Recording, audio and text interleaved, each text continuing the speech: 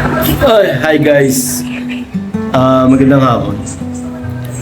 Today is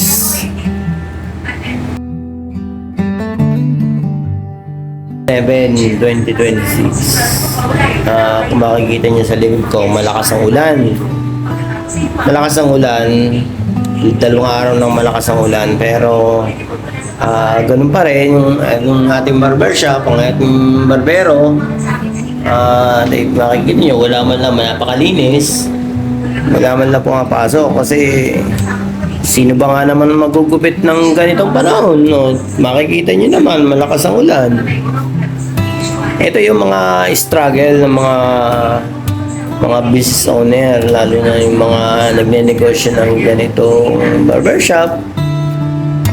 Hindi natin alam kung kailan tayo hihinto, no? Pero ganun pa man, nandito pa rin tayo araw-araw, buhay na buhay pa rin tayo, pero dumadaan talaga sa buhay natin yung mga ganitong pagkakataon. Kailangan lang nating tanggapin na hindi laging Pasko. May mahina, may malakas, may panalo, may talo. So, ang kailangan lang natin gawin ay magtiyaga. Tiyaga tayo na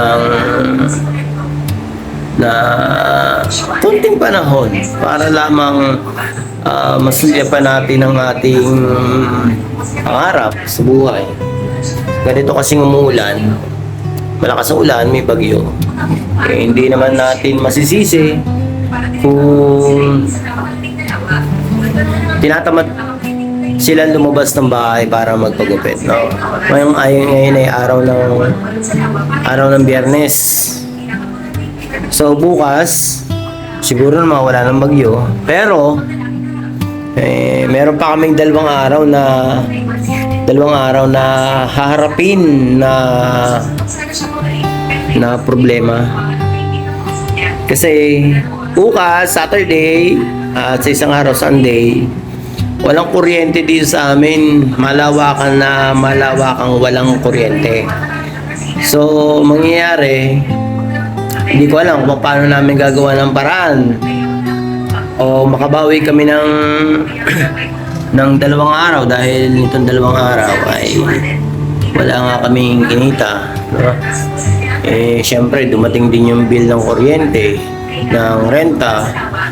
So this month medyo abonado kami, pero tuloy pa rin ang laban, bawi pa rin. Tapos sumabay pa itong walang kuryente bukas, sumabay pa. Tapos sumabay pa rin yung bagyo. So bali 4 na araw kaming lalaban ng walang kasiguraduhan. Kasi imagine nyo guys, no? Webes may bagyo, Biyernes bagyo ulit. Tapos Sabado, Linggo nag-announce na wala daw kuryente. So dito kasi sa place namin, kapag walang kuryente, walang ilaw, sobrang dilim. Hindi talaga namin makita kung ano ang ginugupitan. Pero bukas gagawa kami ng paraan. Hindi ko alam kung doon na lang sa may labas gugupitan. Kaya lang may mga nagtitinda rin sa labas na mga pagkain.